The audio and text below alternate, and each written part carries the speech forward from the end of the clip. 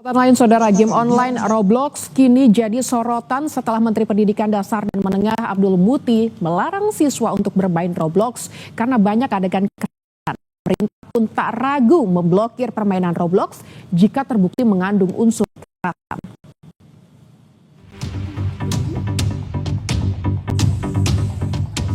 Roblox merupakan permainan platform game online yang diproduksi oleh pengembang game asal Amerika Serikat.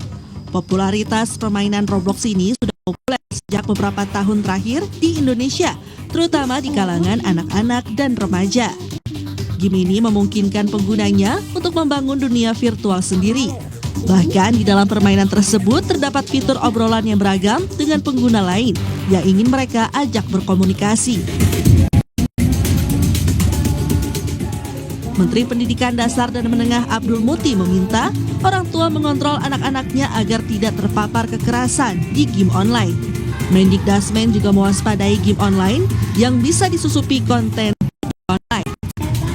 Pemerintah tak ragu memblokir game Roblox, apalagi jika permainan itu sampai memengaruhi perilaku anak-anak dan terbukti mengandung unsur kekerasan.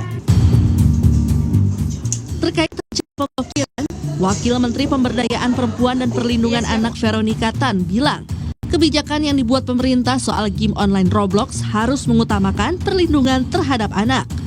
Regulasi yang dibuat harus berbasis pada digitalisasi yang ramah anak. Karena di era sekarang tidak mudah untuk melepaskan peran digital dalam kehidupan anak-anak. Melarang istilahnya game bisa menghindari anak dari digital. Jadi tapi bagaimana dari regulasi-regulasi yang dibuat untuk bisa mendukung supaya anak itu ramah di dalam ruang digital. Ya memang Roblox ini adalah satu platform, memang banyak sekali ratusan game di situ dan umurnya tidak tahu yang masuk itu. Nah batas-batasnya itulah yang harusnya menjadi sebuah regulasi dan tentu yang paling penting adalah bagaimana kita menggerakkan orang tua itu harus mendampingi anak. Rencana kebijakan pemblokiran game Roblox mendapatkan beragam reaksi dari para orang tua. Namun demikian, jika Roblox diblokir, masih ada muncul game serupa lain yang memuat sisi negatif. Tapi belum pernah kayak mencoba untuk menguninstall.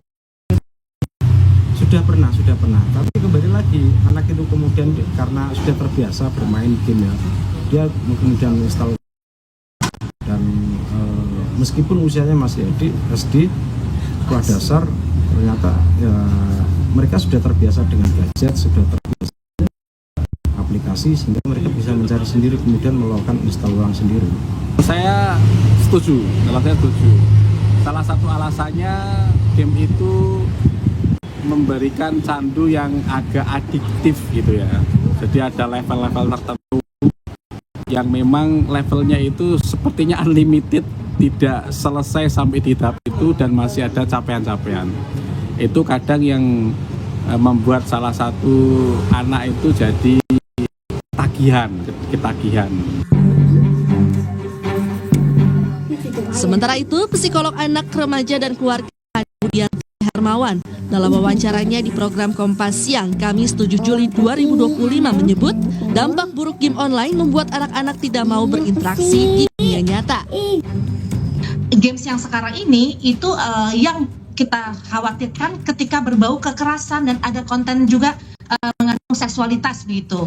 Tapi yang terutama adalah bagaimana anak akhirnya attach dan kalau sudah ketergantungan, anak tersendiri tidak mau berinteraksi dengan yang lain, dengan dunia luar, dengan belajar misalnya, akhirnya konsentrasi pun semakin menurun. Nah ini yang juga menjadi masalah karena anak sendiri sudah merasa nyaman di dunia gamesnya dan berinteraksi di dunia gamesnya, padahal di situ banyak sekali mengandung unsur yang beresiko atau berbahaya.